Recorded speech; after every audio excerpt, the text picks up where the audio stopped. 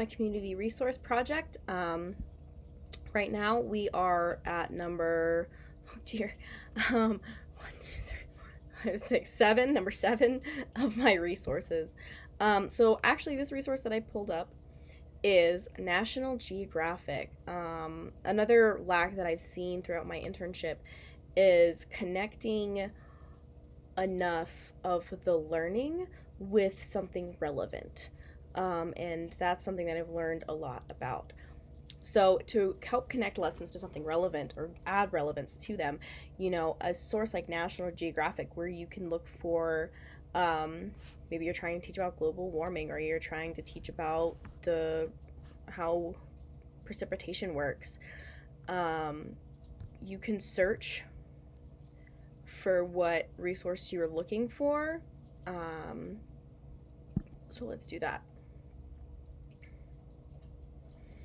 They have a resource library. You can search for anything. You can narrow it by topic. You can filter it by grade. You can filter it by content type, subject. It is very, very versatile. So this is a great resource. They even have professional development for educators. Obviously, I think that this is something that you would have to pay for, but it's very interesting. So let's take a quick peek at a third grade resource. So hypothetical, maybe you're teaching about animal extinction or something about the environment, right? And you can teach how you can utilize this. Oh, wow. So it pulls up reading, it pulls up different images. So imagery is very important for students to connect with the content. It gives you an entire, sometimes it gives you lesson plans, sometimes it gives you different keywords to use. So, language objectives within your learning objectives. This is a great resource for teachers who are trying to bring in more resources that are relevant to now into the classroom. Now, my resource after this is a history resource, because that is a lack that I've seen in the education system right now, is that history is not taught as much. And this is an easy enough resource that you could definitely tie it into your classroom. Maybe you have, a literacy lesson. You could have a literacy lesson over history. So, it is a complicated website, but it is an informative website. It's fairly neat. There's no random ads everywhere, which I very much appreciate, and it's organized a bit better than NASA's website, because not every little thing is something to click on. Excuse me.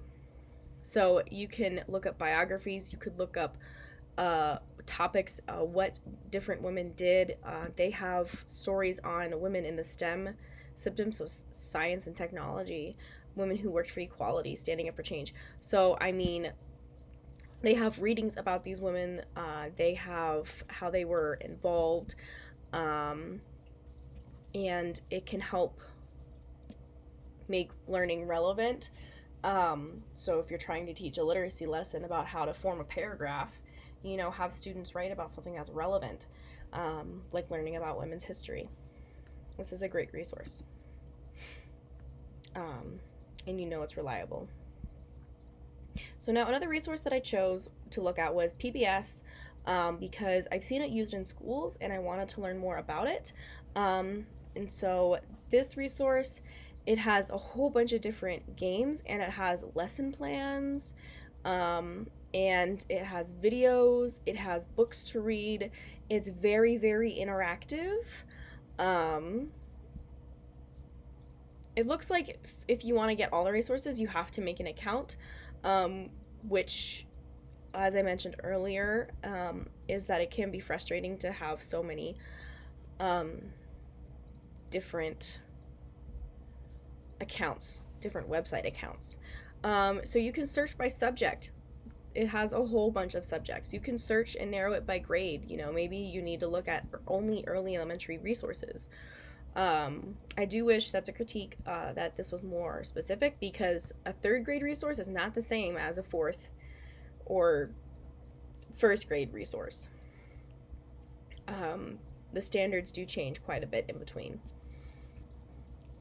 So then my next resource is my last one, readwritethink.org. And oh, it's not my last one. I have one more after that, Share My Lesson, which is, I'm excited for that web resource to show you. So this is Read, Write, Think. I wanted to find more literacy sources, and so this is a game that they have, but they have many other different resources. So they organize them interesting. I'd say this website is like kind of user friendly, but you can filter it. You can look by grade, what type of resource. They have whole lesson plans, which I find to be one of the best resources for especially new teachers, because as a more veteran and seasoned teacher you become, you can save your lesson plans and you've perfected them. As a new teacher, sometimes you might need a jump start, so you can pull up one of these resources, and then you just have to change it to better fit your classroom. But this could save you probably 2 hours worth of work by just adjusting a plan rather than writing a plan from beginning to end.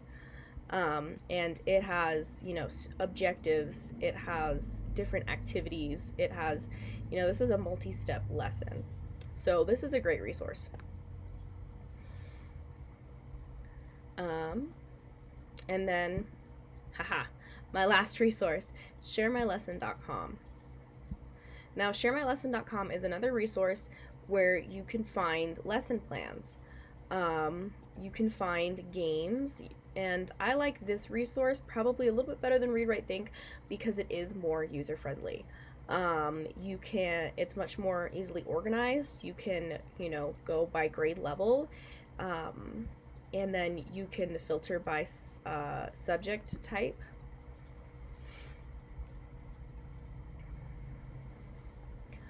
So you can even, what am I looking for? You can select what type of standard you're looking for. You could do verified standards only. This one is above Share My Lesson, is above Read, Write, Think. Here it is. You can organize by, do you want a game? Do you want a graphic organizer? Do you want something that they can do on a computer? And some of them are just resources, like just readings or just games. But you can find whole lesson plans on this website. Let's see if we can take a peek where that might be real quick.